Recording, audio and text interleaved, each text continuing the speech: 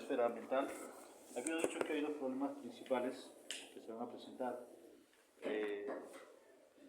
Uno, un trastorno afectivo, que es la depresión, y el otro trastorno cognitivo, que es la demencia.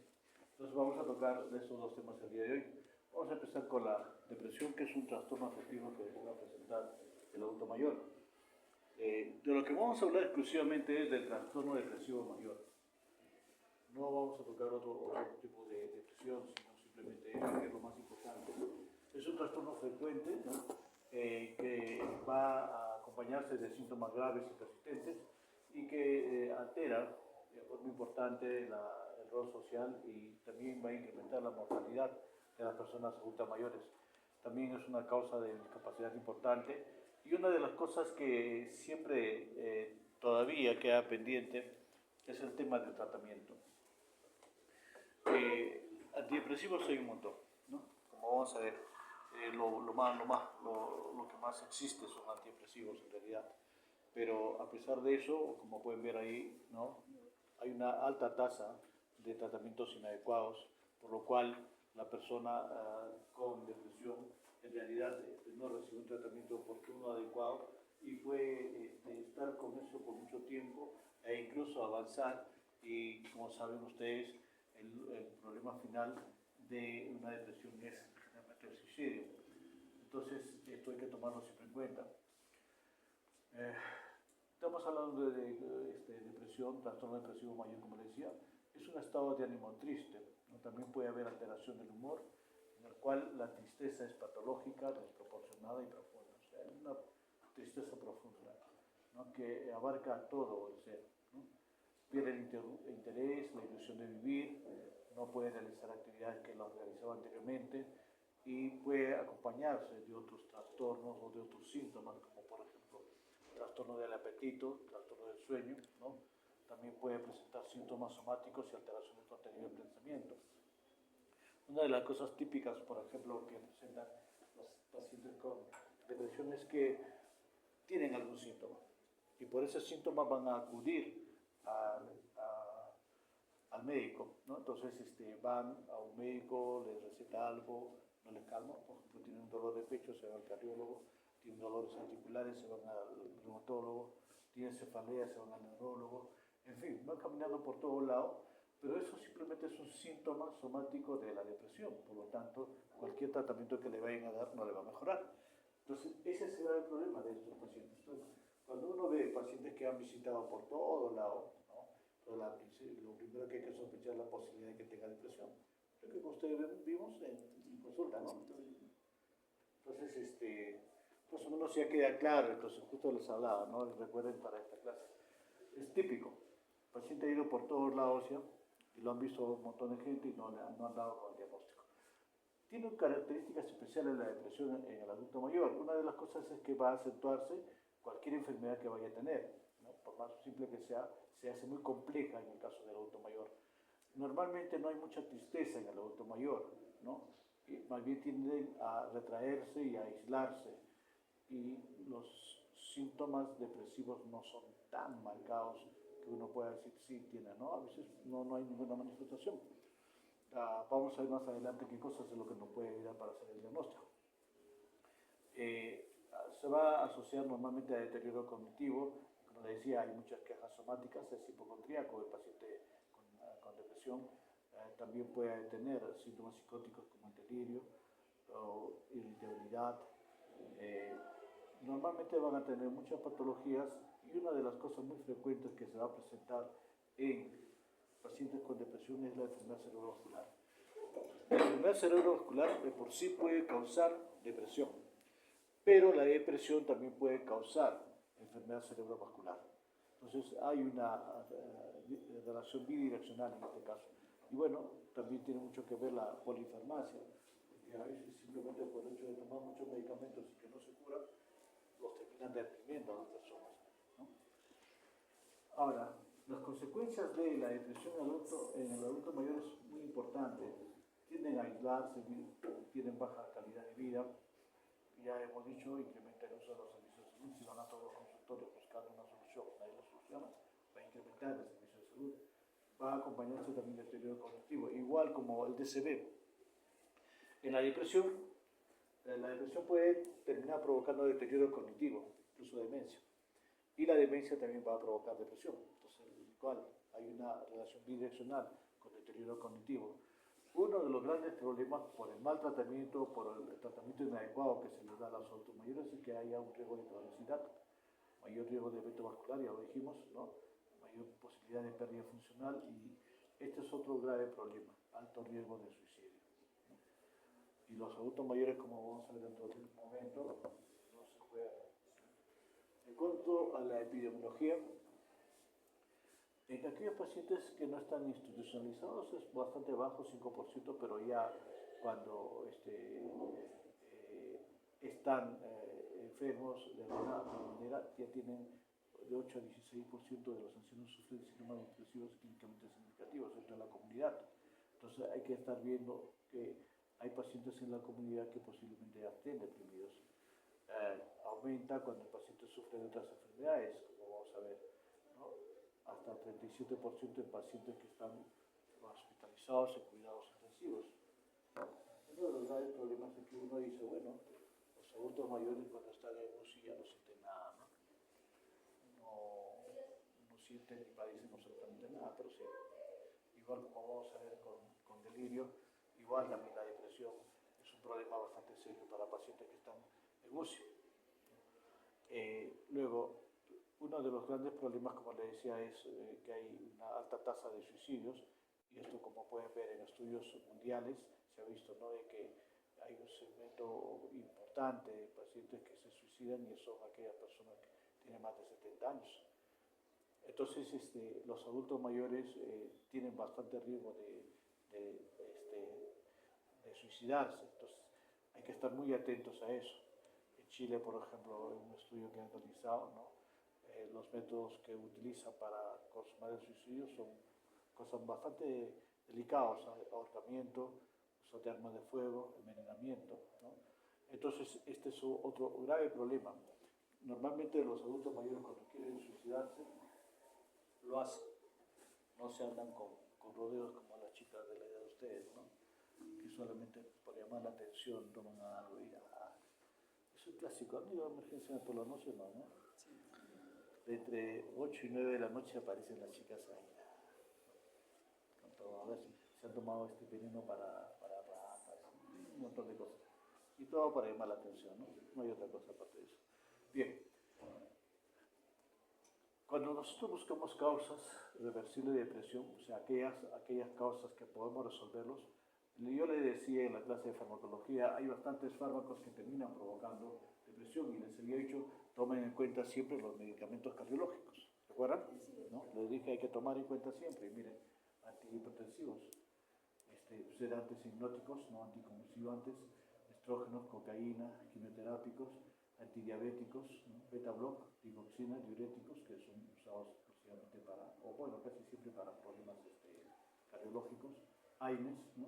Miren, nuevamente, ¿no?, sedantes hipnóticos, benzodiazepinas y AINES también son causas de depresión de adulto mayor. Otro motivo para no usar estos dos grupos, ¿no?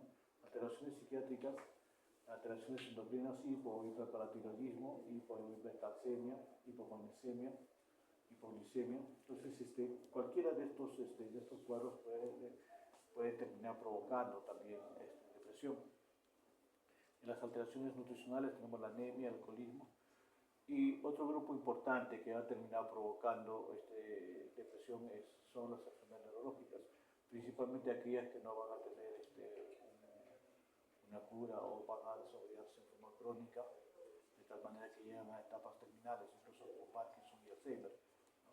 Hematomas subdurales, bastante frecuentes, sobre todo cuando es crónico. Esto es un problema bastante serio que hay que tomar siempre en cuenta. Cuando tenemos deterioro cognitivo, tenemos depresión, o tenemos síndrome confusional agudo, siempre hay que pensar en la posibilidad de que el paciente tenga un hematoma subdural crónico. Otras enfermedades cardiovasculares, insuficiencia cardíaca, infarto agudo del miocardio. Acá también habríamos que sumar hipertensión arterial. Es muy frecuente, nosotros vemos bastante problemas de depresión en pacientes hipertensos. antes de empezar el tratamiento. Y ahora, el otro problema es que empieza el tratamiento y se deprime por el tratamiento. Entonces vamos a tener en dos momentos y hay que saber diferenciar si ya tenía la depresión antes de tener la hipertensión o como consecuencia del tratamiento antihipertensivo hizo su depresión. Entonces esto es un problema bastante serio. Entonces siempre cuando ya se hace diagnóstico de hipertensión, hay que hacerle al menos screening o preguntarle síntomas sobre depresión para tratar de evitar de que este paciente pueda llegar a depresión por el tratamiento que uno le va a impartir, ¿no? Bueno, las neoplasias ya eso es lógico, ¿no? Cualquiera que se entere de que tiene una neoplasia pues se va a deprimir solamente por saber que tiene este problema. Infecciones hay varias de ellas, neumonía, influenza, hepatitis, ¿no? Incluso infección urinaria puede terminar provocando. Y lo que habíamos hablado siempre, ¿no? De privación neurosensorial, o sea, problemas de la vista y del oído, normalmente van a terminar también provocando depresión. Los factores de riesgo. Cuando hablamos de factores de riesgo vamos a tener dos grupos. Los factores de riesgo biológico, ¿no? Bueno, en el caso de sexo, las mujeres, es más frecuente en mujeres, pero a partir de los 80 años es más frecuente en el varón, ¿no? El envejecimiento cerebral, hay se presenta la depresión por hipofunción de tres sistemas neurotransmisores, ¿no? Noradrenérgico, serotoninérgico y dopamínérgico. También tiene mucho que ver los factores genéticos. Si recuerdan, cuando hablamos de sarcopenia, era un porcentaje bastante elevado, ¿no? Casi la mitad de todas las sarcopias se han producido solo por factores genéticos. Igual acá, vamos a ver en un momento. Y bueno, lesiones vasculares en la sustancia blanca. Entonces, cuando hablamos de factores de riesgo psicosocial, estamos relacionando con aquellas cosas que le va a suceder al adulto mayor, como por ejemplo la pérdida de personas del cónyuge o de algún ser querido, ¿no? Cuando tienen alguna enfermedad médica, sobre todo si es crónica y no tiene cura, ¿no? Por ejemplo, artrosis solamente puede causar problemas de depresión. Artrosis, entonces no se va a curar. Lo único que vamos a hacer es calmar el dolor, poner a llorar por eso, ¿no? Mala autopercepción de la salud, ¿no? Incapacidad y pérdida de la funcionalidad y escaso soporte social. Ya hemos hablado mucho sobre el soporte social. Tiene mucho que ver con muchas enfermedades. Entonces, uno de los aspectos importantes a tener presente siempre es el factor genético. Como pueden ver, 30 a 40% de los pacientes que sufren depresión simplemente lo sufren por un problema genético. O sea, generalmente se dice que aquellos hijos de padres depresivos van a hacer depresión en algún momento de su vida. Y eso se ha demostrado incluso por estudios en los cuales se han tenido gemelos, incluso univitelinos, los han separado, ¿no? Porque muchas veces se dijo, no, es el medio ambiente, o sea, si tienes dos padres depresivos, el hijo te va a salir depresivo, pues, ¿no? ¿Pero por qué? Porque está en el medio ambiente. Todo lo que se ha hecho es retirarla a uno de ellos, dejar uno igualito, el otro hizo en algún momento depresión. Entonces, con eso se demostró de que en realidad el factor genético es un problema muy importante, ya es con bastante evidencia de la presencia de depresión. Los factores ambientales entonces serán aquellos que van a comprender, a 60-70% restante, ¿no? De los problemas genéticos, ¿no? Entonces ahí puede haber muchas cosas, ¿no? Este problema de la infancia. Incluso hay estudios que nos dicen de que aquellas personas que han nacido con bajo peso al nacer también están predispuestas a tener depresión en el tiempo. Entonces, estrés persistente, ¿no? Como por ejemplo los estudiantes de medicina, ¿no? Aunque ustedes no, tranquilos, ¿no?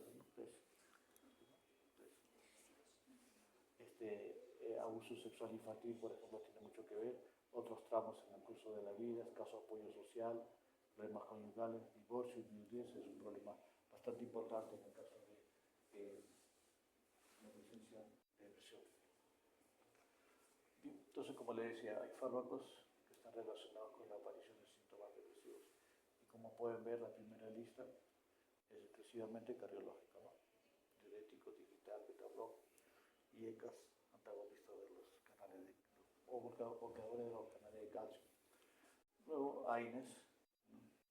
Algunos antibióticos y los medicamentos neurológicos, levodopa, carbidopa o carbamazepina, fenitoína, ¿no? Son medicamentos que se usan mucho para tratamientos neurológicos, ¿no? Anticonvulsivantes, antiparkinsonianos, neurolépticos. Todos ellos también van a predisponer a que la persona pueda tener depresión. Entonces, en general, resumiendo todo lo que hemos dicho hasta este momento, cuando tenemos un riesgo de depresión hay que ver factores de riesgo predisponentes, contribuyentes y precipitantes. Predisponentes, todo lo que carga el adulto mayor a la persona, ¿no? La estructura de la personalidad, por ejemplo, si son dependientes para cualquier cosa, los pasivos agresivos y los obsesivos, ¿no? Los obsesivos compulsivos son un grave problema, ¿no? Porque tienen ya un problema de por sí y al cual puede añadirse depresión. Después, cuando tienen un pobre aprendizaje de respuestas a situaciones de tensión, no saben resolver un examen de clínica médica 3, por ejemplo, o de clínica médica 2, ¿no? Entonces, predisposición biológica ya lo dijimos. En cuanto a contribuyentes, tenemos la situación socioeconómica. Como ya sabemos, los adultos mayores de un momento a otro terminan recibiendo menos dinero del que recibían, ¿no? Por ejemplo, los médicos. ¿Sabe cuánto recibe un médico cuando se jubila? ¿No? Si está el ONP, está frito, ¿no? El ONP no pasa de 900 soles. ¿Cuánto gana actualmente el médico? Entre 5.000 y 7.000, 8.000 algunos, ¿no? ¿Te imaginas pasar de ya 5.000? No, pues lo que se jubila generalmente está más alto, ¿no? Con 7. De 7.000 a no tener, a tener menos de 1.000 soles, ¿cómo vive? ¿No? Entonces, incluso las ONP, las AFPs no están pagando más que 2.000, 2.100, ya, que realmente ganan. Entonces es un problema. Estamos hablando de médicos, ¿ah? Y de los demás es otro problema más serio todavía, ¿no? Entonces la situación económica del adulto mayor de por sí puede ser un factor contribuyente, la dinámica familiar, el síndrome del nido vacío, ¿no? ¿Qué sucede? Forma la familia, la persona tiene su esposa, sus hijos, y luego los hijos empiezan a irse. Y nuevamente se queda solo, la pareja sola, ¿no? Y entonces ese síndrome del nido vacío que muchas veces las personas no pueden manejarlas, entonces se deprimen simplemente por eso. Está demostrado que a mayor grado de escolaridad, menor probabilidad de tener depresión, ¿no? Actividades laborales cuando ya cesan, ¿no? Ya no hacen actividades, ¿no? Si no tienes un plan de vida para después de cesar o después de jubilarte, hay un grave problema para ellos. Formas de violencia, cualquier tipo de violencia es un problema para la depresión.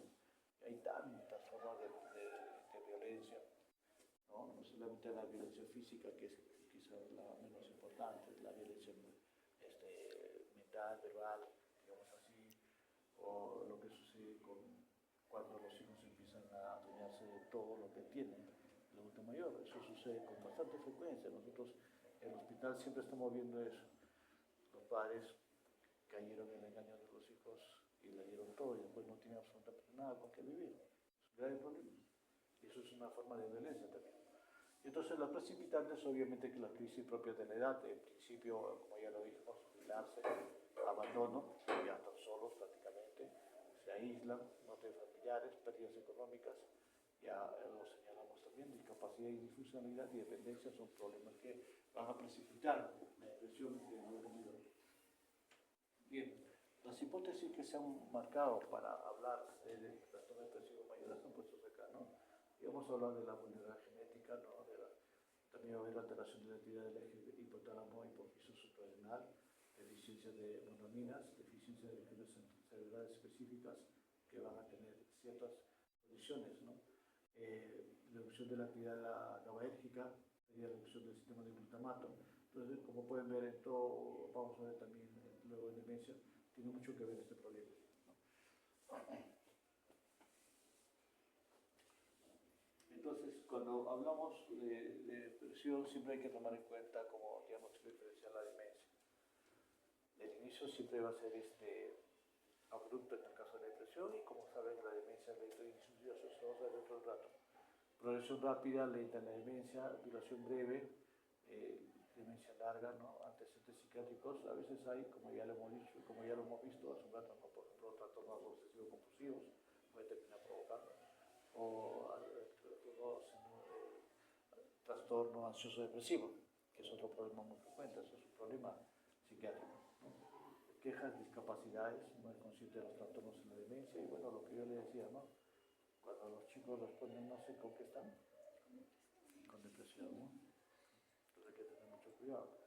Estado de humor, variaciones diurnas, medidas cognitivas, fluctuaciones, no se esfuerza.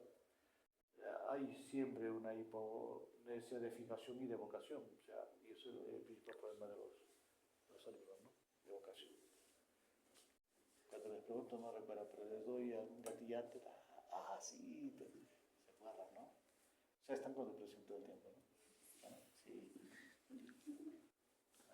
Humor deprimido, bueno. Puede haber ansiedad, vamos a ver que una de las cosas más importantes es la presencia de insomnio, anorexia, son dos cosas muy importantes que siempre hay que buscar en los adultos mayores. Bueno, y las ideas suicidas. Entonces, para hacer diagnóstico, cuando hablamos en la evaluación genética integral, habíamos dicho que el IESAVACH simplemente era una prueba de screening, esas 15 preguntas, que lo vamos a ver dentro de un rato también. Eso te permite decir, probablemente tiene este paciente depresión, pero no está probado. Entonces, lo que tienes que hacer para hacer el diagnóstico es usar el CIE-10 o el DSM-5. Hay el DSM-6, pero no está implantado todavía, ¿no? Hace mucho tiempo que está.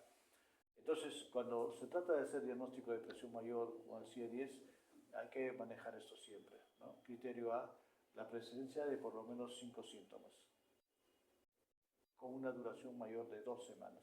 Esto es importante siempre, tiene que durar más de 2 semanas. Primero, estado de ánimo triste, y habíamos dicho que casi nunca se va a ver en adultos mayores esto, pero sí irritable, ¿no? El paciente está bastante irritable la mayor parte del día y durante la mayor parte de los días, al menos por 2 semanas. Otra cosa muy importante encontrar y que a veces es el síntoma principal o el síntoma primero que se va a presentar en los adultos mayores va a ser la anedonia. La anedonia es la incapacidad de sentir placer. Entonces, ¿qué sucede? Las personas no disfrutan de las cosas que hacían antes, ya no muestran interés por las cosas que le dan placer. Lo típico siempre es esto que pongo, ¿no? La persona, la abuelita, siempre le gusta cocinar para que todos los nietos, los hijos vengan. Y eso le causa placer. Y de pronto ella no quiere hacer nada de eso. Entonces, hay que buscar esa cosa. Luego, disminución o aumento del peso o del apetito. Disminución normalmente del apetito es uno de los síntomas que vamos a encontrar con frecuencia. Luego, insomnio, ¿no? O hipersomnia. Dificultades para dormir adecuadamente. El enlentecimiento o agitación psicomotriz se vuelve más lento en todas las cosas que hacen las personas adultas mayores. Astenia, estoy cansado, ya no tengo ganas de hacer nada, lo típico, ¿no? Sentimiento recurrente de inutilidad, ya no sirvo para nada. ¿Se dan cuenta? Esa palabrita que a veces parecieran no ser importantes son criterios diagnósticos, ¿ya? Disminución de la capacidad intelectual, ya no recuerda muchas cosas. Dice, no, me estoy olvidando de las cosas que hago, no me acuerdo. Pero cuando uno le hace el mini-mental, sale normal. Entonces, ¿qué está pasando? Si está olvidándose simplemente es porque tiene un problema de depresión, ¿no? Y pensamiento recurrente de muerte o idea suicida. Entonces, de esos hay que buscar 5. ¿Recuerdan cuántos que cuando hicimos ese diagnóstico de depresión, cuáles tenían? Tristeza profunda, lo que es cambios, trastornos alimenticios, trastornos del sueño, lo que es la anedonia y el sentimiento de inutilidad. Claro. Nosotros hemos encontrado un paciente ahí en consultorio, así típico con todo esto. Al margen de 10 horas se hace el diagnóstico. Otra cosa más que vamos a buscar, ¿no? Es que no debe existir signos o criterios de trastorno afectivo mismo, lo que decían, ¿no? Los maníacos depresivos, o esquizoafectivos o esquizofrénicos. No debe tener nada de esto. Luego el cuadro repercute negativamente en la esfera social, laboral y otras vitales del paciente. Lo que yo le decía, ¿no? La abuelita, por ejemplo, ya no quiere cocinar, ¿qué hace? Se va aislando. Entonces cumple con este criterio. Criterio D, los síntomas no se aplican por el consumo de sustancias tóxicas o que esté provocado por medicamentos. Entonces acá hay que buscar medicamentos cardiológicos, AINES, corticoides, benzodiazepinas o algo que pueda decimos, oye, está tomando esto, hay que retirar y ver si realmente tiene o no tiene, ¿no? Y el criterio E nos explica por una reacción de duelo ante la pérdida de una persona importante. ¿Cuánto tiempo dura el duelo? ¿Ah? 6 meses aproximadamente, ¿no? Más o menos. Entonces, es aceptable que la persona esté triste, se ponga a llorar todos los días, todo porque perdió un ser querido importante. Pero si eso persiste mucho más tiempo, ya pues, ¿no? Ya estamos de depresión. Como alguna vez hace poco nomás me pasó, ¿no? La hija viene y me dice, es que está triste, mi mamá se pone a llorar porque es un hijo muerto. ¿Y cuándo muerto? En la pandemia, en la primera ola. ¿Hace cuánto tiempo fue eso? Ya mucho tiempo ya, ¿no? 2020. Ya no debería estar. Entonces ya está con problemas de depresión. Entonces, bueno, esto simplemente para decirles que hay la clasificación de depresión, nosotros estamos viendo trastorno de depresión mayor, que puede ser episodio único o recidivante. Depresión menor, cuando hay al menos 2 síntomas de depresión mayor, mínimo 2 semanas de duración. Entonces, de lo que hemos visto, los criterios A, con que haya 2, ya hacemos diagnóstico de depresión menor. Pero ya les dije, no estamos tratando de ver eso. Esa es otra manera de tratamiento, otra forma de enfrentar. De eso no estamos tratando ahorita. Luego, el estado de ánimo triste que hay, ¿no? La distimia, ¿no? Acompañado de otros 2 síntomas de depresión mayor por al menos 2 años de duración. Entonces, en realidad hay que tener mucho cuidado con esto, de la distimia y depresión menor, que no estamos viendo. Bueno, también hay el trastorno bipolar, ya lo dijimos, trastorno de estado de ánimo secundario, enfermedades médicas y trastorno de estado de ánimo secundario de sustancias. Entonces hay que tener mucho cuidado. El DSM-5 también lo clasifica, ¿no? De distinta manera. Te dice, para hacer el diagnóstico de depresión, lo primero debe tener uno o más de los síntomas principales por más de 2 semanas. Estado de ánimo triste, depresivo la mayor parte del día o anhedonia. Esos son síntomas principales, o como decir, criterios mayores, ¿no? Algunos. Y luego buscar 5 de síntomas adicionales, ¿no? Pérdida de peso, insomnio, hipersomnia, agitación o retardo psicomotor, fatiga o pérdida de energía, sentimiento de inutilidad o culpa, capacidad disminuida para pensar o concentrarse, pensamientos recurrentes de muerte o ideas de suicidio. Entonces casi lo mismo del otro lado, ¿no? Sino que simplemente acá buscas un criterio mayor, digamos así, y 5 menores. Como les había dicho hace un rato, el principal problema de los adultos mayores con depresión es el suicidio, ¿no? Y cuando se suicidan, como les decía hace un rato, los adultos mayores no se andan con juegos, ¿no? Realmente se matan, ¿no? Ya hemos visto que ahorcamiento es uno de los... Casi nadie falla por ahorcarse, ¿no? ¿Quién puede fallar? ¿No? Es algo que llegues ahí en un momento en que esté empezando a ahorcarse, que nunca sucede eso, ¿no? Incluso se aseguran de que nadie los vea cuando se ahorcan. Entonces es un grave problema. Luego también usan armas de fuego, ¿no? Usan, comparados con las personas más jóvenes, usan métodos muy violentos, cuchilladas, heridas por arma blanca, ahorcamiento, el uso de tóxicos, venenos. Ellos sí se toman de verdad, ¿no? No se toman ¿cómo se llama? El veneno para las ratas, esas cosas, ¿no? Ellos sí conocen los órganos fosforados más potentes, ¿no? Hay órganos fosforados muy potentes que tienen incluso 200 o 300 veces más fuerza que otros órganos fosforados. Y esos órganos fosforados son los que toman los adultos mayores. Como que se pasara la voz, ¿no? Con esto te vas a matar seguro, ¿no? Porque los otros tampoco, los órganos fosforados en general puede tranquilamente soportarlos, ¿no? Pero los que toman, ellos generalmente ya no se puede, no salvamos esto de este tipo de pacientes, ¿no?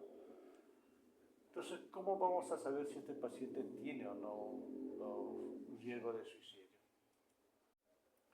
Lo que vamos a encontrar son altos niveles de desesperanza, déficit visual, peor autopercepción de su salud, mala calidad de sueño, limitación funcional, soledad y carencia de apoyo social, sexo varón de raza blanca y viudo. Este es un grave problema, ¿no? O sea, varón blanco y viudo tiene mucha posibilidad de que se pueda matar. Enfermedades neurológicas incapacitantes, oncológicas e intentos de suicidio previo. Entonces, cuando tenemos todos esos datos, nosotros hay que sospechar de que este paciente puede suicidarse y hay que actuar inmediatamente. Una de las cosas muy importantes es que siempre hay que tratar de, ya hemos dicho, ¿no? Que puede estar irritable. el adulto mayor. Si está irritable, entonces podríamos confundir con ansiedad. Se pone ansioso, está... Entonces, para eso, miren, normalmente los síntomas comunes entre depresión y ansiedad es fatiga, baja autoestima, insomnio, en los dos se presenta, dificultad para concentrarse, irritabilidad, ¿no? Lo que le decía, está muy irritable, si ahora cómo sabemos si es ansioso o es depresivo, ¿no? Y luego agitación. Se han puesto varias cosas, pero lo más importante de acá es que para poder determinar si es depresión, basta una sola cosa encontrar, el insomnio. ¿De qué tipo de insomnio está presentando el paciente? Como pueden ver, en la depresión hay un insomnio tardío, en cambio en la ansiedad hay un insomnio de conciliación. Son dos cosas distintas. El insomnio de conciliación es cuando no puedes dormir, te echas en la cama y ya no puedes dormir, estás dándote vueltas y no sabes qué hacer, no puedes dormir. A cambio, el insomnio tardío, el paciente se duerme normal como siempre, pero se levanta muy temprano. O se despierta, mejor dicho, se despierta muy temprano, 3, 2, 3, 4 de la mañana. Normalmente dormía hasta las 7 u 8 y ahora no, se está despertando a las 3 de la mañana y ya no puede conciliar el sueño. Entonces, eso es lo que nos va a permitir diferenciar entre ansiedad y depresión, el tipo de insomnio que vaya a presentar el paciente. Todas las demás cosas ya lo hemos hablado, ¿no? Entonces hay que tomar en cuenta siempre eso. Ese es un punto clave para poder diferenciar entre ansiedad y depresión. Como les decía, el diagnóstico siempre sigue siendo fundamentalmente clínico. Se va a basar en la anamnesis, la evaluación del paciente, ¿no? Y en la búsqueda de síntomas depresivos que ya lo hemos visto, ¿no? O sea, el CIE-10 o el DSM-5. Ya habíamos dicho, una de las cosas importantes que se tiene que encontrar es tristeza vital, pero en el anciano no hay eso. Solamente puede presentarse como irritabilidad, aburrimiento, apatía o indiferencia. Todo le cae indiferente, ¿no? Hay alguna cosa que sucede y, bueno, pues déjalo, ¿no? Entonces hay que buscar siempre esa posibilidad. La anedonia, como le decía, es el síntoma más temprano de depresión. Eso sí lo vamos a encontrar y muy rápido te va a orientar. Si usamos el DSM-5, ya sabemos, con anedonia suficiente, no hay necesidad de tener un paciente con un estado de ánimo triste, lloroso, ¿no? No va a existir simplemente, encuentras esto y eso lo puedes buscar tú. ¿Qué cosa le agradaba a la viejita, ¿no? A la anciana? ¿Qué cosa le hacía feliz? Preguntas a la hija o al mismo paciente incluso. ¿Y ahora lo hace o no lo hace? No, ya no lo hace. Entonces, fácil poder determinar si está con anedonia o no el paciente. Eso es una pregunta muy importante. ¿Qué cosa le causaba mucha gratificación y ahora ya no lo está haciendo? Entonces, junto a la tristeza va a aparecer el sentimiento de angustia y va a haber también trastornos somáticos, ¿no? Cefalea, como ya decía, bolo esofágico, meteorismo, diarrea, tensión muscular, dolor de pecho, dolor articular, etc. Y por todo esto se ve, por todos los sitios, todo el mundo le va a dar. E incluso le dan antidepresivos, ¿eh? Los antidepresivos tricíclicos típicos, amitriptilina, y no se resuelve el problema. Entonces, aquello que nos va a ayudar mucho al diagnóstico es trastornos del sueño y trastornos del apetito. Entonces, por eso, si no quieren recordarse de todo, recuérdense de estas dos cosas nada más. A partir de ahí empiezan a, uy, si no había otras cosas más, a ver qué cosa era, y empiezan a recordar, ¿no? Pero lo importante es la alteración del sueño. Y la alteración del sueño más común es el insomnio tardío, o sea, despertar temprano. Se acuesta igual, duerme igual, pero se despierta muy temprano, ¿no? Es la variedad más típica y frecuente de los casos graves. Entonces se dice que incluso el insomnio tardío es casi patognomónico, ¿no? Patognomónico. ¿Saben lo que es patognomónico, no? ¿Ah? Cardinal, es algo típico. Cardinal, claro. O sea, algo que patognomónico es cardinal, pero que solo vas a encontrar o te va a guiar en un problema que tengas, ¿no? O sea, es lo principal que vas a encontrar, ¿ya? Y que no lo vas a encontrar en otra patología, ¿de acuerdo? Eso es lo que te va a permitir, eso es lo patognomónico, o sea, está en esto y no lo vas a encontrar en otro lado, ¿de acuerdo? Entonces, el insomnio tardío llama, le digo casi patológico, patológico, pero a veces se puede encontrar otras cosas y se puede confundir un poco. Entonces, ya les dije, ¿no? El instrumento de evaluación, el IESABACH, que es la escala geográfica de depresión, que ya les he dicho que hay en 4 regiones, ¿no? De 30, 15, 5 y bueno, en Perú 4 preguntas. Entonces, no, la respuesta sí o no, nada más, ¿no? Y tiene una sensibilidad, el de 30 y de 15 tienen la misma sensibilidad, 84% y una especificidad bastante alta de 95%. Entonces, el punto de corte es 10, como ya lo hemos señalado, cuando hicimos la evaluación genética integral. Y ha sido estudiada y validada en entornos clínicos, exclusivamente en ancianos, por lo cual se puede usar tranquilamente para poder hacer un screening de depresión en todos los automovilos en quienes se sospeche que puede haber la posibilidad de depresión. Es esto, el de 15 puntos. Lo que está más grande es, es lo que vale como puntaje, ¿no? Lo que está chiquito, no. Por ejemplo, ¿está usted satisfecho con su vida? Si te dice no, ya es un punto, ¿no? Ha dejado de hacer sus actividades de interés, si te dice no, y no es 0. Entonces hay que buscar eso. Entonces, ya hemos dicho, el punto de corte es 10. También se ha visto de que hay mucha relación de depresión con algunas enfermedades, ¿no? Por ejemplo, ya hablamos, ¿no? Prevalencia de depresión en accidentes cerebrovasculares casi 50%. Cáncer, enfermedad coronaria, artritis Parkinson, diabetes mellitus y otras enfermedades, ¿no? Ahí están los porcentajes en los cuales se ha presentado depresión en estas personas. Bien, entonces una vez hecho el diagnóstico vamos a pasar al tratamiento. Cuando tratamos esta primera lista es importante no usarla, ¿no? Por eso está puesto. Ninguno de estos antidepresivos se debe usar, tanto los IMAO como los antidepresivos tricíclicos, ninguno de ellos se puede usar, ¿no? Porque tienen cardiotoxicidad y efectos anticolinérgicos. Y a la cabeza nitrotilina. Y van a ver que los neurólogos, los reumatólogos, los internistas, todos les gusta indicar mucho a nitrotilina. Y esto es un antidepresivo tricíclico. Entonces hay otro más. En general, toda esta primera diapositiva no debería declararse como tratamiento antidepresivo. Y acá más bien sí, todos los antidepresivos modernos. En general, ya les había dicho en la clase de farmacología, todos los anteriores, del grupo anterior y estos, todos van a provocar caídas. No hay un antidepresivo que se salve. Todos los antidepresivos provocan caídas en el adulto mayor. Y entonces entre los modernos tenemos los inhibidores selectivos de las recaptaciones de serotonina, que son los de mayor seguridad y menos efectos secundarios. Y de todos ellos, el que provoca menos efectos secundarios es el citalopram. Tiene menos interacciones medicamentosas, menos efectos secundarios. Entonces, es el medicamento ideal. Pero, por ejemplo, en el hospital no tenemos. Entonces, hay que buscar otras alternativas, ¿no? Fluoxetina también es un problema, tiene algunas contraindicaciones por las cuales no es recomendable.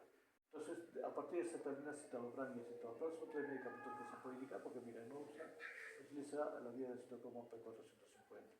Luego tenemos otro grupo importante, los inhibidores de recaptación de serotonina y noradrenalina. Venlafaxina retal, como dice acá, amplia experiencia en geriatría, la mejor tasa de remisión en depresión grave, escasas interacciones. Duloxetina es otra posibilidad. Luego tenemos otro grupo, los nuevos agentes de acción mixta, los NASA, ¿no? Que tienen acción sedante. Si tiene insomnio, hipnótico le va a ayudar. Y si viene con pérdida de apetito, le va a solucionar el problema.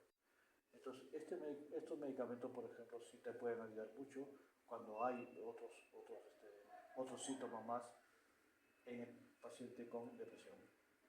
Luego también hay inhibidor selectivo de la recaptación de noradrenalina, la duloxetina. Entonces, en general, todos estos medicamentos sí se pueden indicar y eso es lo que hay que hacer para buscar qué medicamento le sirve a la paciente. Y, bueno, hay que poner los efectos adversos, ¿no? Para tener en cuenta por qué no. IMAO no recomendable en ancianos porque puede provocar hipertensión o hipotensión. Los antidepresivos tricíclicos, cardiotoxicidad, hipertensión ortostática y hemos hablado mucho de hipotensión. ¿Te imaginas que combines una mitriptilina con un antihipertensivo, como por ejemplo cualquiera, que es un IECA o un ARA2, lo que sea, que va a terminar provocando.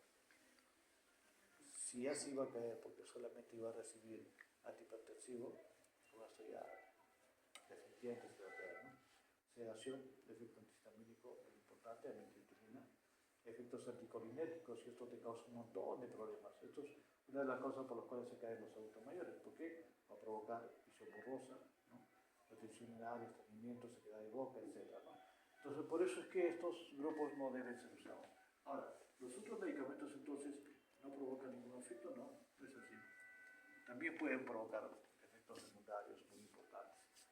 Los inhibidores selectivos de la recaptación de serotonina, náuseas, dispepsia, anorexia, tremor, ansiedad. Mira, simplemente porque dimos un medicamento para depresión termina provocando ansiedad. Queremos mejorar el insomnio o queremos curar el insomnio como parte del tratamiento de depresión y nos puede provocar esto. Y bueno, aquí es bastante frecuente, hay que tener mucho cuidado cuando aplicamos inhibidores selectivos de la captación de serotonina. Diarrea con sertralina, sequedad de boca con paroxetina. Los inhibidores de la captación de serotonina y noradrenalina, como la venlafaxina, por ejemplo, también te provocan náuseas, edemas, sequedad de boca. Hay que tener mucho cuidado, sobre todo si es que estamos tratando hipertensión con este medicamento. Insomnio, agitación, disfunción sexual, hipertensión. Como pueden ver, hay motivos, sobre todo si que el adulto mayor varón todavía tiene relaciones sexuales y quiere seguir manteniéndolas, no le puedes indicar estos medicamentos. Los NASA, como le decía, sí son muy buenos porque, mire, efectos secundarios, ganancia de peso, sedación. Lo único que hay que cuidar es toxicidad de médula ósea, que no es muy frecuente como muchos otros medicamentos que supuestamente en nuestra población podía provocar un efecto. No se ha encontrado casi nunca este tipo de problemas, pero puede presentarse. Y otra alternativa buena a aquella persona que todavía tiene actividad sexual, ¿no? Entonces, es lo que hay para dar tratamiento. Ya les dije qué medicamentos pueden ser ideales. Aquí lo que hay que tomar en cuenta siempre es que hacemos el diagnóstico, ¿no? O sea, hay aparición de síntomas, estamos en la fase aguda. Una de las cosas importantes que hay que recordar es que cuando estamos en la fase aguda hay que buscar un tratamiento agudo. Buscar el antidepresivo y encontrar la dosis adecuada en 6 semanas como máximo. Tenemos ese plazo. Entonces podemos empezar con un medicamento con dosis bajas, como ya hemos dicho siempre, e ir aumentando hasta encontrar la dosis adecuada. Y a partir de ahí empezar, esperar que haya una revisión y se estabilice esto. Entonces normalmente se dice que debe continuarse mínimo por 6 meses. Pero en la práctica en realidad se tiene que continuar por más tiempo, ¿no? 8 meses o hasta un año. Y en ese tiempo tratar de retirar el medicamento. Tratar, digo, porque muchas veces no se puede ya retirar. Empieza el tratamiento, vas quitando el medicamento y vuelven a presentar los síntomas. Entonces normalmente los pacientes hacen recaída, por lo cual es mejor ya un tratamiento crónico. Normalmente casi todos los antidepresivos van a terminar haciendo un tratamiento crónico en realidad. Bueno, y habría que ver por qué, ¿no? Porque podría ser simplemente porque ellos quieren ganar más plata. ¿Te imaginas que solo uses 8 meses o un año y luego ya no? A usarlo toda la vida en el mismo paciente. ¿Cuál es más rentable para la empresa farmacéutica que lo produce? Que tome todo el tiempo. Entonces hay que ver eso. Hay que ver siempre eso. Una de las cosas que quiero explicarles con esta lámina es algo muy importante. Cuando tenemos depresión grave, resistente, lo que siempre hay que hacer es empezar tratamiento farmacológico ya. No vamos a empezar con terapias conductuales, psicoterapia. Esas cosas no van a funcionar porque ya dijimos, si el cuadro avanza, va a terminar suicidándose este paciente. Entonces, en otras personas de menor edad, la chica, por ejemplo, eso es muy bueno, ¿no? Puede funcionar. Pero en el adulto mayor, primero tratamos y luego pensamos. ¿De acuerdo? Luego podemos indicarle cualquier otra cosa, pero primero hay que darle tratamiento. Cosa muy distinta, ¿no? A lo que vamos a ver en insomnio, ¿no?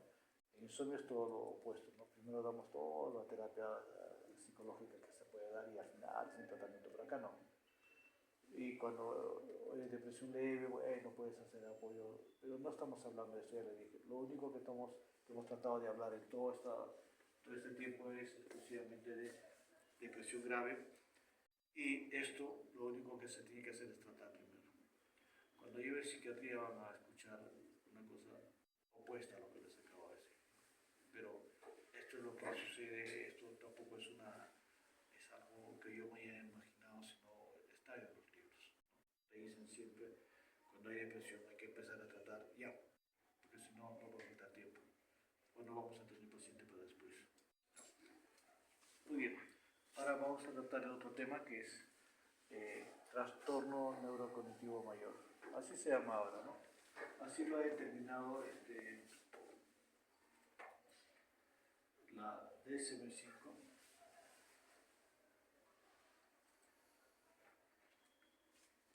Y así lo van a encontrar ustedes. Y bueno, siempre hay que ver las cosas como son, ¿no?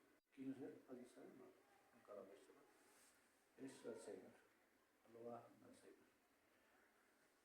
Que es lo que vamos a ver más adelante.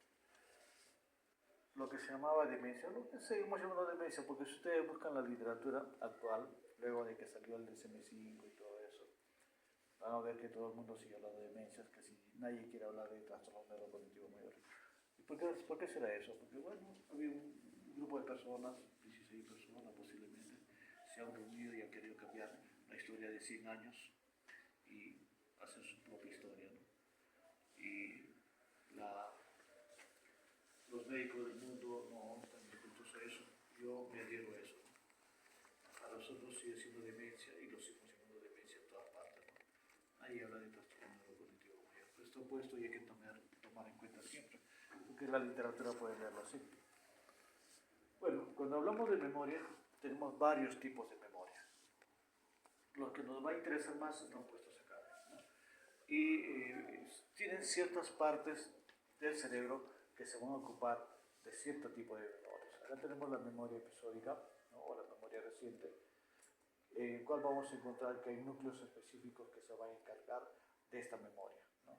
Sobre todo la corteza prefrontal, que es la que más desarrollamos todos, ¿no? Los seres humanos tenemos esa ventaja, ¿no? En relación a los demás animales, ¿no? Luego el tálamo, ¿no?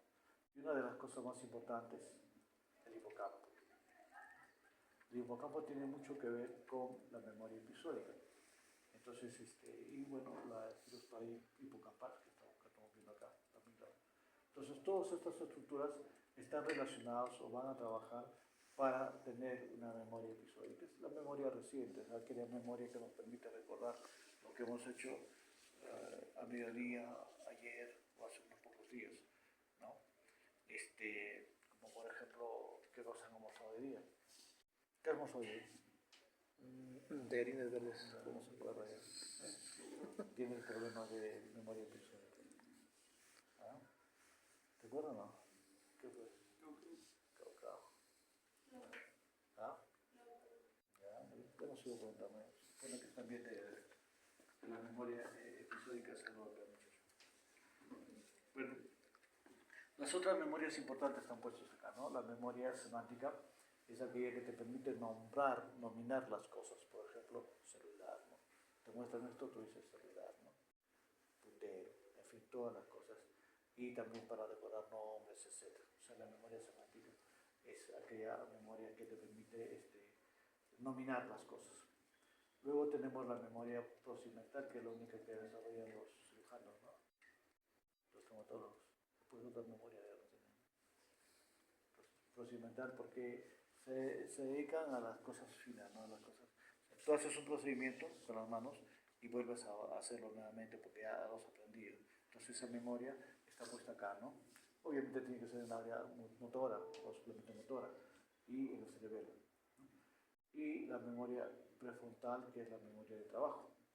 La corteza prefrontal, mejor dicho, la memoria de trabajo. Dentro de la memoria de trabajo, por ejemplo, está la función ejecutiva. Supongo que de los que no han asistido ahora, su función ejecutiva está muy mala, ¿no? Porque no han sabido llegar a la clase. O sea, para explicarles, ¿no?, qué cosa es la memoria ejecutiva. O sea, aquello que te permite realizar o planificar las cosas que vas a hacer. Por ejemplo, para que vengan a esta clase, han tenido que, si se han dormido toda la tarde, despertarse a una hora determinada, ¿no? Tomar el carro que los va a traer, bajarse en el paradero que tienen que bajarse y venir al piso que tienen que venir y al salón que tienen que venir. Todo eso que es planeamiento. Han planificado todo eso. Probablemente los otros alumnos que no han venido han planificado mal, ¿no? Se confundieron de salón, se confundieron de hora, en fin, con tantas cosas, ¿no? Entonces, eso es la memoria de trabajo. Dentro de ello, la memoria ejecutiva, que es una de las cosas más importantes. ¿Salud? ¿Ya? Entonces hay que tomar en cuenta ese tipo de memorias. Hay varios todavía, pero esas son las tres más importantes, los cuatro más importantes que nos importa para hablar de la demencia. Cuando hablamos de demencia estamos hablando de un deterioro progresivo en esos años de la función intelectual, el cual va a provocar pérdidas de la independencia social. Las áreas que se van a ver afectadas va a ser la memoria, el lenguaje, el cálculo, la orientación espacial, el juicio, razonamiento y actuación. ¿Todo esto en dónde está? ¿Por qué lo hablamos con él? Minimental, ¿no? En el Minimental está todo esto. ¿Ya? Entonces, dos condiciones importantes para hacer diagnóstico de demencia. Primero, disminución de las funciones superiores o intelectuales. Disminución de la función. Y segundo, pérdida de la independencia. Sin pérdida de la independencia no hay demencia. Alguna vez lo comenté y siempre lo comento, ¿no? Por ejemplo, Medscape, ¿alguno lee Medscape? No. ¿No? Ya deben leer, ¿eh? Es una página importante que te manda casos clínicos y todo, que te todo. Entonces alguna vez leí ahí que había una persona que tuvo problemas de síndrome confusional agudo, y llega al hospital y todo, y resulta que le habían hecho diagnóstico de demencia y le estaban dando tratamiento para demencia incluso, ¿ya? Pero decían, dentro de la historia clínica te decía, la persona vive sola, tiene su piso, ¿no?, porque esto era de España o de Europa, no recuerdo de Europa qué país, tiene su piso y ella vive sola ahí. Si vive sola en un sitio, ¿es independiente o dependiente? Independiente. Independiente. Y si estamos diciendo que una condición importante es que haya pérdida de independencia, ¿se puede hacer diagnóstico de demencia o no? ¿No? ¿Se dan cuenta? O sea, en literatura exclusiva para médicos y de alto nivel, las cosas que se dicen. Por eso hay que tener mucho cuidado. Dos condiciones hasta ahorita, y la tercera condición importante está acá, la parte final. Conciencia clara. Tres condiciones entonces para hacer diagnóstico de demencia. ¿Ya?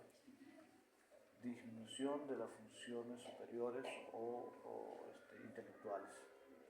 La primera, toda esa lista que hemos visto. Trastorno de la memoria, de la praxis, del lenguaje, del cálculo, etc. Segundo, que haya pérdida de la independencia. Y tercero, que haya conciencia clara. Esas tres condiciones siempre tienen que haber para hacer diagnóstico de demencia. Si no, no se hace diagnóstico de demencia, por si acaso, ¿ya? Entonces, la demencia es un síndrome debido a una enfermedad cerebral de naturaleza crónica progresiva. Es irreversible en realidad, ¿no? Salvo que sea una demencia secundaria, que lo vamos a ver en otro momento, en el cual va a haber déficit de múltiples funciones superiores, ¿no? Ya lo hemos hablado: memoria, pensamiento, orientación, comprensión, cálculo, capacidad de aprendizaje, lenguaje y juicio, entre otros. Se caracteriza por el deterioro de las funciones mentales superiores.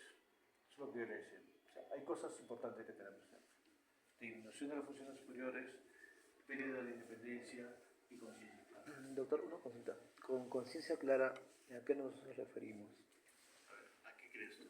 Conciencia clara, por ejemplo, que está lúcido, puede ser, o que ya no haya nada en su conciencia. Está lúcido, despierto. Despierto.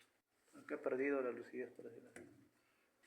No, está despierto. O sea, te puede hablar, pero no recuerda absolutamente nada. Te puede saludar, si es que te recuerda saludar. O sea, es impresionante. Yo siempre me asombro cuando hago diagnósticos de pacientes ejemplo, alguna vez tuve una señora de nivel económico bastante bueno, que vino con su esposo y su hijo. El paciente entra, me saluda, pero ya tú lo ves y lo primero que te dice la familia es que ya no recuerda nada, ya no puede decir nada. Y entonces tú le empiezas a preguntar cómo te llamas y se queda así, sin poder hablar, pero está despierto. Claro, a eso se refiere conciencia, conciencia clara. ¿Ya? O sea, ¿cuándo habla de trastorno de conciencia? Cuando el paciente está en coma, cuando el paciente tiene problemas de lucidez, ¿cierto? Sí. Entonces, en este caso el paciente está lúcido siempre, lúcido, despierto, te puede escuchar, pero no te puede conversar. Entonces tú le preguntas otras cosas, ¿cómo se llama él? A su esposo, lo mira, no sabe responderte. ¿Y él quién es? Por su hijo que está a su costado, de igualito. O sea, tú dices, uy, pero una persona aparentemente sana, bien conservada, cuidada, todavía la familia lo está cuidando muy bien, está lúcida, porque no puedes recordar nada. Sí, no recuerda absolutamente nada. ¿Claro? ¿Se entendió? Entonces, ese es el principal problema, ¿no? Entonces, una de la enfermedad de Alzheimer constituye la principal causa. ¿Ya? Cuando hablamos de enfermedad de Alzheimer, tenemos que decir que es demencia por enfermedad de Alzheimer. Esa es la manera correcta de señalar el problema. ¿De acuerdo? La prevalencia, como pueden ver, ¿no? Antes de los 65 años es bastante raro, pero a partir de los 65, miren, 1.4, pero el quinquenio siguiente el doble. El quinquenio siguiente doble al anterior, así. Se va duplicando de tal manera que personas mayores de 85 años se llega al 23% y mayores de 90 años están casi en el 50%. Entonces, la demencia es algo que se ha presentado muy frecuentemente. Por eso le decía, hay que estudiar eso. Según los datos de la OMS a nivel mundial, en 2015 la demencia afectaba a esta cantidad de personas, ¿no? 47 millones de personas en todo el mundo. 5% de la población mundial de edad avanzada. Y se prevé que en el 2050 haya 132 millones. Entonces va a ser un problema muy importante. ¿Por qué será eso? ¿Alguien tiene alguna idea? ¿Por qué va a aumentar? La respuesta es simple, ¿eh? Por la esperanza de vida. La esperanza. Porque van a vivir más. Pues. Las personas cada vez están viviendo más. Hace menos de 100 años, hace 80 años, la esperanza de vida era de 42 años. 42 años. El promedio de vida de las personas de 42 años. Miren, en menos de 100 años hemos sobrepasado el doble. Y quién sabe, ¿no? Qué cosa vendrá, porque ya se está trabajando en función de borrar el envejecimiento, que las personas no tengan envejecimiento. ¿Sabían eso o no? Se está trabajando y están próximos a conseguir eso. Bueno, nosotros los viejitos ya no vamos a llegar a eso. Ustedes pueden ir tranquilamente. Probablemente se llegue. Hay todas las posibilidades, están todas las condiciones dadas para que se llegue a eso. Si en un momento determinado, un grupo de personas que estén en el promedio de la edad de ustedes se va a quedar para vivir para siempre. No van a tener necesidad de hijos ni nada por eso. ¿Por qué van a vivir?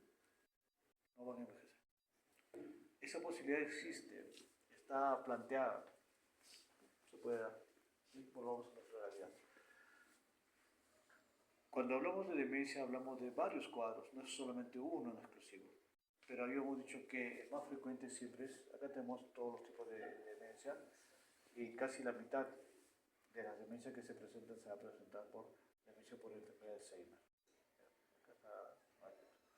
45-50% de los casos de demencia en adultos mayores se deben a demencia por enfermedad de Alzheimer. Un 25% se debe a demencia vascular. Otro porcentaje ya menor es a demencia por cuerpos de Levy. En otras se trata de demencia frontotemporal, etc. Y las mixtas comprende una asociación entre demencia por enfermedad de Alzheimer y vascular. que es un 10%. Entonces, en realidad, es importante conocer principalmente estos dos tipos de demencia, que son los más frecuentes que vamos a encontrar.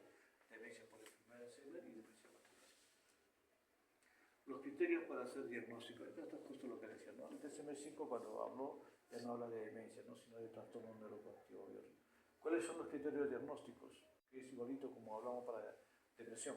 Eso tenemos que aplicar, ¿no? Evidencia de un declive cognitivo sustancial desde un nivel previo de mayor desempeño en uno o más dominios cognitivos referidos, ¿no? Y eso que puede ser dado por la misma persona, por el paciente, ¿no? Y el paciente viene y te dice, doctor, me estoy olvidando de las cosas, ya no recuerdo. Por ejemplo, dejo la llave y no sé dónde está. O la familia viene y te dice, doctor, estoy con problemas de memoria, se olvida todo. Como por ejemplo, le digo, se olvida que tomó desayuno y está pidiendo poco rato de vuelta a desayuno. Significa que se olvidó algo reciente, que es probablemente Alzheimer. Entonces, o por un tercer informado como dijo la familia, o el mismo médico que puede ver, le ha hecho su mini-mental hace un año y ahora viene y nota que ha cambiado eso, hay un deterioro, ¿no es cierto? Y este declive de desempeño tiene que ser, tiene que ser medido, ¿no? Por algún test neuropsicológico. En este caso, se puede usar el mini-mental, que es el que mejor se puede determinar si hay deterioro cognitivo o no. Hay otras pruebas que lo vamos a ver, que ya lo hemos hablado incluso, ¿no? Cuando hicimos la clase de evaluación genética integral, el test de reloj, el MOCA, que es muy bueno, el test de condición de Montreal, incluso el Pfeiffer, que es lo que se puede aplicar. Entonces, cualquiera de ellos, donde uno puede ver que hay un deterioro, con eso determinamos. Yo lo que le decía, ¿no? El segundo criterio importante es que el déficit cognitivo sea suficiente para interferir con la independencia. Lo que hablamos hace un rato. Esos déficits cognitivos no deben estar en el contexto de un síndrome confusional agudo o delirio y que no sean atribuibles en forma primaria a otros trastornos mentales, como por ejemplo el trastorno depresivo mayor, que ya lo hablamos hace un rato, o esquizofrenia. Entonces, para hacer diagnóstico es importante determinar eso. Y bueno, el tiempo seguirá aumentando otra cosa que lo vamos a ver más adelante. Cuando tenemos demencia, entonces vamos a encontrar dos cosas: síntomas cognitivos, ¿qué será el otro? Síntomas no cognitivos. Entonces, los síntomas cognitivos ya hemos hablado, principalmente alteración de la memoria. Y que haya al menos una de las siguientes manifestaciones, como por ejemplo afasia, alteración del lenguaje, apraxia, agnosia, o trastorno de la función ejecutiva, que es lo que conversamos también hace un rato. ¿Qué es la función ejecutiva? ¿No? Para que puedan entender todo absolutamente sobre síntomas cognitivos. Y los síntomas no cognitivos estarán relacionados con síntomas psiquiátricos y trastornos de la conducta, ¿no? Trastornos afectivos como depresión y ansiedad. O sea, como parte de la demencia va a presentarse depresión o ansiedad. Estamos hablando de demencia, no estamos hablando de otra cosa, ¿no? También puede haber trastorno de contenido de pensamiento como ideas delirantes o trastorno de percepción como alucinaciones. Entonces, esto es muy frecuente ya. Cuando el cuadro empieza a avanzar, va a presentar cualquiera de estos. ¿Ya? Luego, alteración de la conducta como agresividad o irritabilidad, desinhibición sexual, por ejemplo, que es muy frecuente en una demencia frontotemporal, cuando hay trastorno de la conducta o del comportamiento, conductas motoras aberrantes, agitación, trastorno de la personalidad, y alteraciones en la alimentación. Esto también es muy frecuente. Con el tiempo, los pacientes con demencia ya no quieren comer, ya rechazan incluso comer. Hay varios tipos, como dije, de demencia, ¿no? Hay las demencias primarias, las demencias secundarias. Las demencias primarias, cortical, subcortical o focales. La demencia de etiología múltiple, que puede ser mixta, como ya dijimos, vascular y degenerativa. Luego las demencias secundarias, que son las vasculares y otras. Dentro de estas otras hay que considerar aquellas demencias que son producidas por enfermedades médicas, como por ejemplo el hipotiroidismo. El hipotiroidismo te puede causar demencia. Luego el déficit de vitamina B12. Luego infecciones, como por ejemplo la neurosífilis, infecciones por VIH, infecciones por priones. ¿Han escuchado alguna vez priones? No. ¿Se ha escuchado qué son los priones? Son estructuras proteicas. Son aparentemente son los, ya no se puede hacer de vivos, ¿no? Sino una estructura proteica que existe nada más. Es una estructura proteica que existe, ¿no? Entonces, ¿qué más? Creo que eso es todo. O sea, siempre hay que descartar esa posibilidad de muerte. Entonces, cuando uno tiene una demencia, lo primero que hay que hacer es demencia secundaria, ¿no? Porque es lo único que puede solucionar. La demencia primaria ninguna tiene cura. Pero la demencia secundaria, por ejemplo, una demencia por hipotiroidismo, solucionas el hipotiroidismo, se va a resolver el problema. Y eso es algo que hay que buscar que te toque, ¿no? Porque te vuelves Dios ahí. Porque curas y se asombra la familia que haya mejorado el paciente, ¿no? Entonces, en la demencia cortical tenemos la demencia por enfermedad de Alzheimer, demencia por cuerpos de Levy, las demencias frontotemporales, las formas focales. Bueno, hay infrecuentes que a veces, en algunos casos no son tan infrecuentes. En el Perú, por ejemplo, se han visto varios casos, muchos casos, digamos así, de las formas infrecuentes. Entonces, hay que ver en qué queda todo eso, ¿no? Según la DSM-5, ¿no? Ellos ponen sus tipos. Como ya hemos dicho, lo principal, la demencia por enfermedad de Alzheimer, demencia vascular, frontotemporal, demencia debido a traumatismo craneoencefálico, demencia por cuerpos de Levy, demencia debido a enfermedad de Parkinson, demencia de infección por el VIH, ¿no? Por otras sustancias, por enfermedad de Huntington, enfermedad priónica, o sea, infección por priones, ¿no? Por cualquier otra condición médica, como por ejemplo hipotiroidismo, déficit de vitamina B12, como ya dijimos, y lo que no está clasificado en otro lugar. Entonces, en realidad, hay varios tipos de demencia y hay que tener siempre presente eso. Bueno, como hemos visto, lo más importante es la demencia por enfermedad de Alzheimer. Entonces, la demencia por enfermedad de Alzheimer ya se descubrió todos más de 120 años, ¿no?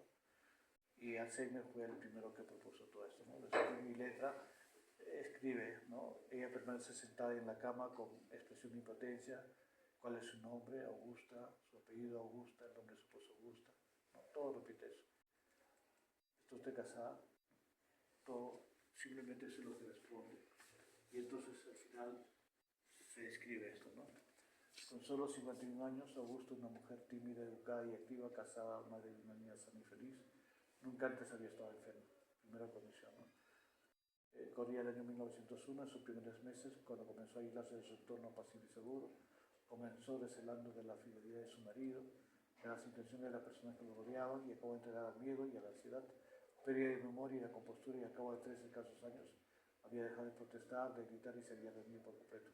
Encogida en su cama, habitualmente en posición fetal, se iba a consumir en poco tiempo.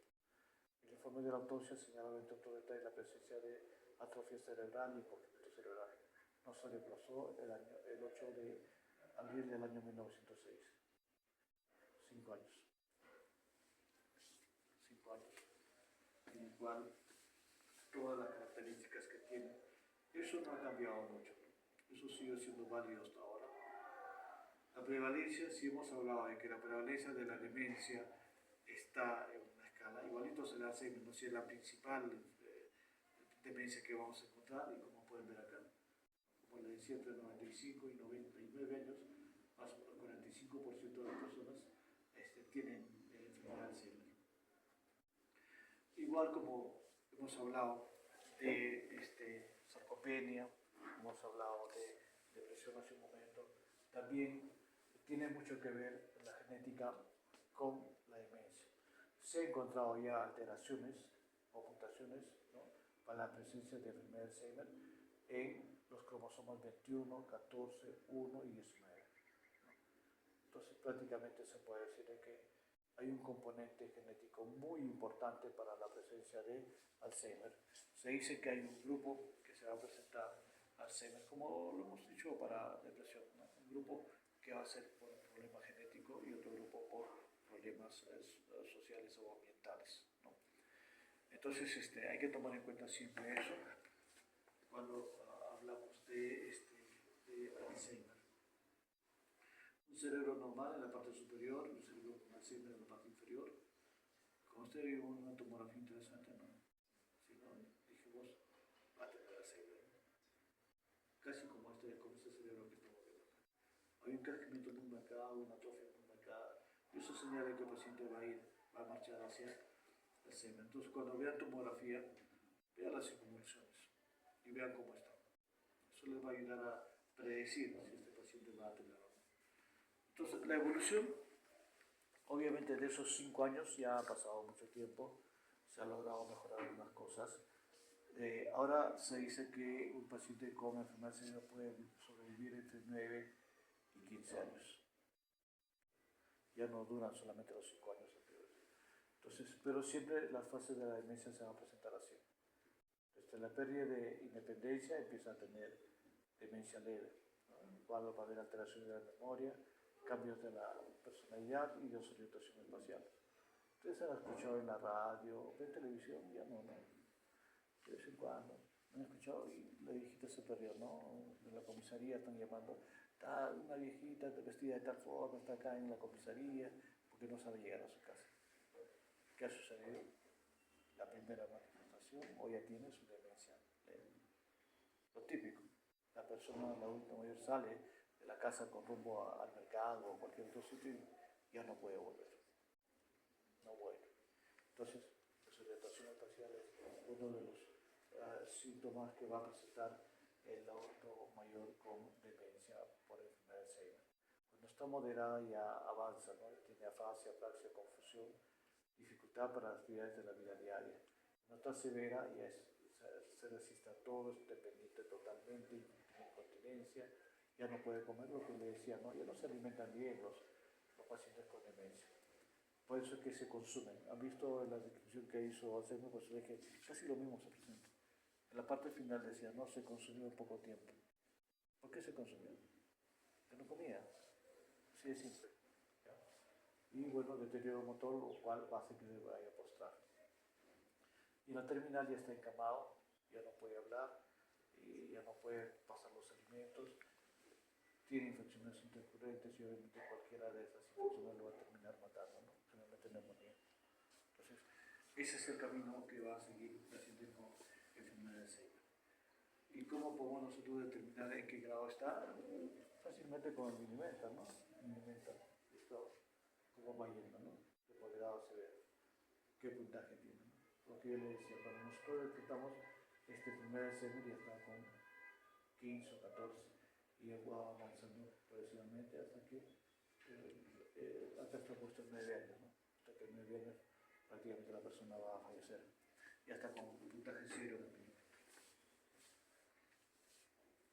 Factores de riesgo socioeconómicos.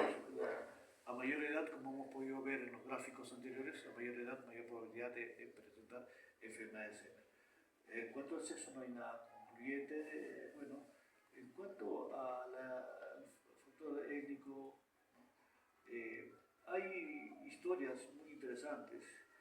Si alguna vez revisan, van a ver Colombia, hay toda una zona, creo que es Antioquía, Valle del Cauca, algo por ahí, en donde todo un grupo de personas, todo un pueblo, sufre de Alzheimer. Todo un pueblo. Porque ahí todos son, se relacionan, ¿no? O sea, todos son familia al final, ¿no? Eso lo descubrieron porque uno de ellos viajó hacia Japón, trabajaba en Japón y empezó a hacer Alzheimer. Y cuando empiezan a buscar la familia encontraron todo y al final descubrieron todo. Era todo un pueblo que estaba. Entonces, podría ser eso. Luego, ya hemos hablado de los factores genéticos.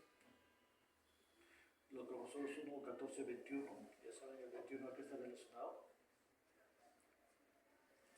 ¿Sí uno ve? No. Ahora, una de las cosas interesantes es que en la parte final, ¿no? La reserva cognitiva tiene mucho que ver con la presencia o no de Alzheimer. O sea, aquellas personas que tienen alto nivel educativo difícilmente van a ser Alzheimer. O sea, tienen que llegar al grado de doctor mínimo, ¿no? Para protegerse. No que le digan doctor nada más. Ahora, el diagnóstico en realidad de Alzheimer se hace post-mortem.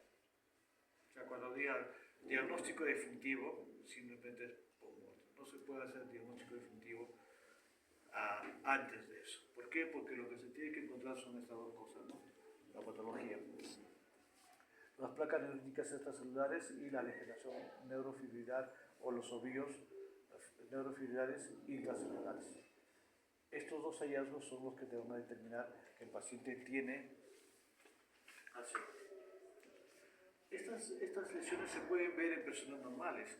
El asunto es dónde está ubicado y en qué cantidad. Como ya hemos dicho, la zona del hipocampo es la que está afectada y por lo tanto ahí vamos a encontrar una buena cantidad de este tipo de lesiones que nos van a hacer el diagnóstico de enfermedad de Alzheimer.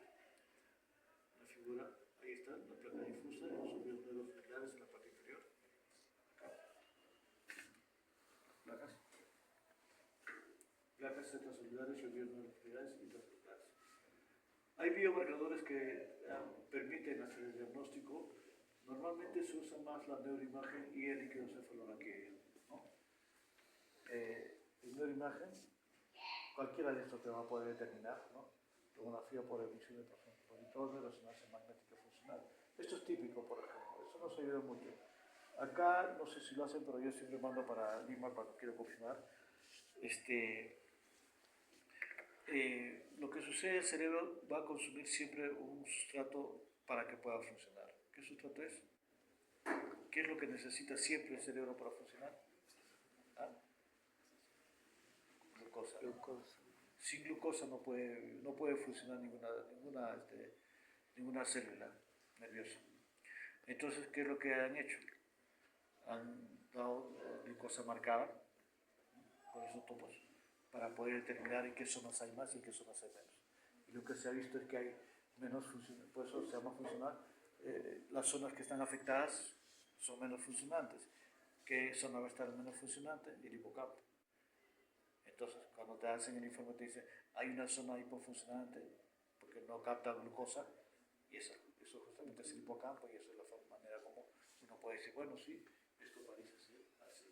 Y bueno, en cuanto al líquido cefalorraquídeo, el hallazgo del beta-amiloide 40-42, el fosfotau y el tau total, que es lo que al final te va a hacer el diagnóstico. Entonces ya hemos hablado en el curso de 5 a 10 años, hay un deterioro en el aprendizaje de la memoria reciente, sobre todo el problema principal en Alzheimer es la memoria reciente. Luego aparece agnosia, afasia, cupulia, desinvolución espacial y aplasia. Luego hay alteraciones de la marcha. En estadios más avanzados las habilidades sociales desaparecen y aparecen los síntomas psiquiátricos, ¿no? Finalmente desarrollo de incontinencia, mutismo y prostración. Cuando hablamos de síntomas psiquiátricos hay dos cosas que se van a presentar como consecuencia de Alzheimer. Uno de ellos es depresión y el otro es psicosis. Esas dos cosas con frecuencia se va a ver en los adultos mayores, depresión y psicosis. La forma de poder hacer el diagnóstico, ¿no? Como pueden ver acá, enfermedad de Alzheimer probable, nunca se hace definitivo, ¿no? Se va a hacer a través de un examen clínico y un test cualquiera, que alimenta lo más práctico, ¿no? Que haya un déficit de 2 o más áreas cognitivas, que haya un incremento progresivo de la memoria, sin trastorno de la conciencia, lo que preguntabas hace un rato, ¿no? Que empieza entre 45 y 90 años, más frecuente a partir de los 65 años, de tal manera que se dice demencia de aparición temprana, menores de 65 años, y demencia de aparición tardía, mayores de 65 años. ¿No? Entonces, ausencia de enfermedades sistémicas o neurológicas, y a eso hay que buscarle otra cosa, ¿no? Deterioro de funciones cognitivas específicas, incapacidad para desarrollar tareas cotidianas, o sea, ya que sea dependiente, ¿no? Puede haber historia familiar, y luego lo que habíamos hablado, neuroimagen y estudio de líquidos cefalorraquídeo. Igual como en todas las cosas, también para demencia hay dos escuelas, una la escuela americana y otra la escuela europea, ¿no? Esta es la manera más sencilla de hacer diagnóstico, que es de la escuela europea, Dubois, en Francia, ¿no? Te dice, ¿cuál es el criterio principal? Presencia de trastorno de memoria episódica. ¿Se acuerdan? Memoria episódica inicial y significativa. Es lo que va a presentarse. O sea, el trastorno principal de la enfermedad de Alzheimer es la pérdida de la memoria episódica, que lo vas a tener que objetivar con test neurológicos. Y a eso hay que añadirle atrofia del lóbulo temporal medial, sobre todo pérdida de volumen, del hipocampo, de la amígdala y la corteza abdominal, lo que habíamos dicho, principalmente el hipocampo. Luego, alteraciones de biomarcadores, el líquido cefalorraquídeo, ¿no? La disminución del beta-amiloide 42 o aumento de tau total o fosfotau, ¿no? Y luego, alteraciones de neuroimagen funcional, que puede ser por tomografía o por emisión de positrones, ¿no? Por ejemplo, hipometabolismo de glucosa bilateral en regiones temporales y periferales. Lo que yo le decía, no se consume glucosa o en las zonas que no están funcionando adecuadamente. Y esto nos permite poder hacer el diagnóstico. Y bueno, si se encuentra mutación autosómica, ¿no? De un familiar de primer grado. Con eso se hace el diagnóstico. Otras manifestaciones que puede haber, ¿no? Agitación, ansiedad, depresión, lo que dijimos, agresión, delusiones, alucinaciones que parten de una psicosis. O sea, depresión y psicosis son las cosas que se van a presentar con el tiempo en pacientes con enfermedad de Alzheimer.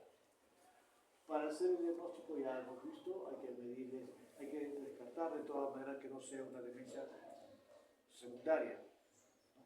Entonces hay que hacer estudio de vitamina B, B12, como pueden ver acá, función tiroidea, sífilis, descuento hemático completo, ¿no? Y opcionales las demás cosas. Siempre hay que descartar que no sea una demencia secundaria, porque se puede solucionar, ¿no? Y hemos hablado de biomarcadores, resultados sobre todo, que nos va a permitir para hacer el diagnóstico. Para hacer el diagnóstico diferencial de demencia, este cuadrito es muy importante y fácil de entender. Hay que buscar primero si hay amnesia precoz o no. O sea, que se presente dentro de las funciones superiores alteradas, lo primero que se tiene que alterar, la memoria, o sea, amnesia. Si hay amnesia, hay que buscar si se acompaña de afasia, aplasia y agnosia, y estamos frente a un paciente con enfermedad de Alzheimer. Si no hay amnesia, pero hay una cognición fluctuante, o sea, hay momentos que está bien, un otro, y hay algo parkinsonianos, estamos frente a un paciente con demencia por cuerpo de Levy. Si hay signos neurológicos focales, estamos frente a un paciente con demencia vascular. Al cambio, si no hay amnesia, pero sí cambios de comportamiento, estamos frente a un paciente con demencia frontotemporal, como ya lo hemos explicado, ¿no? Muy bien. Medicamentos no hay. Todo esto que está puesto acá dice que funciona, pero al final no funciona. No hay tratamiento para demencia por enfermedad de Alzheimer. En cuanto a la demencia vascular, la cosa importante a tener en cuenta es que siempre que se presente demencia vascular tiene que ser secundaria a alteraciones vasculares. No puede haber diagnóstico de demencia vascular si no ha habido alteración vascular. O sea, aquella que nosotros conocemos, ¿no? Accidente cerebrovascular principalmente, ya sea de vasos grandes, medianos o chicos. Siempre debe haber una relación entre la enfermedad cerebrovascular y la presencia de demencia. Más o menos entre 3 a 6 meses después del accidente cerebrovascular se presenta la demencia, nos hace sospechar de que este paciente tiene demencia vascular. Los factores de riesgo son los mismos que factores de riesgo cardiovasculares, ¿no? Edad avanzada, hipertensión, diabetes mellitus, obesidad, consumo de tabaco, hiperlipidemias, etc. Para hacer se clasifica la demencia vascular, como pueden ver ahí, multiinfarto, infarto estratégico, etc. Para hacer el diagnóstico son importantes dos pruebas, la clínica y la prueba de neuroimagen. Si no hay neuroimagen, no hay diagnóstico de demencia vascular. Inicio agudo brusco 3 meses posteriores a un ictus. La alteración de la memoria debe ser fluctuante. Hay síntomas cognitivos variables, cambios de humor, depresión, gravedad emocional. Se puede usar los criterios diagnósticos de Kaczynski para determinar si es degenerativo o es vascular. Una puntuación de todo esto mayor de 7, como pueden ver acá, nos habla de que estamos frente a un paciente con demencia vascular.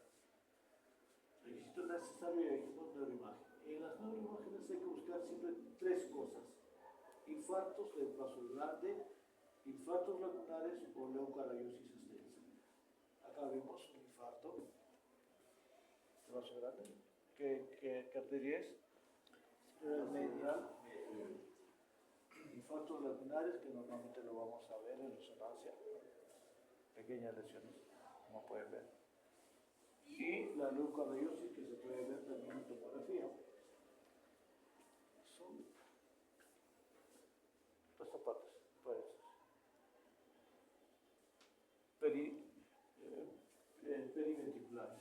Lesiones sí pueden ser periventriculares, que es lo que te va a hacer el diagnóstico de leucariosis.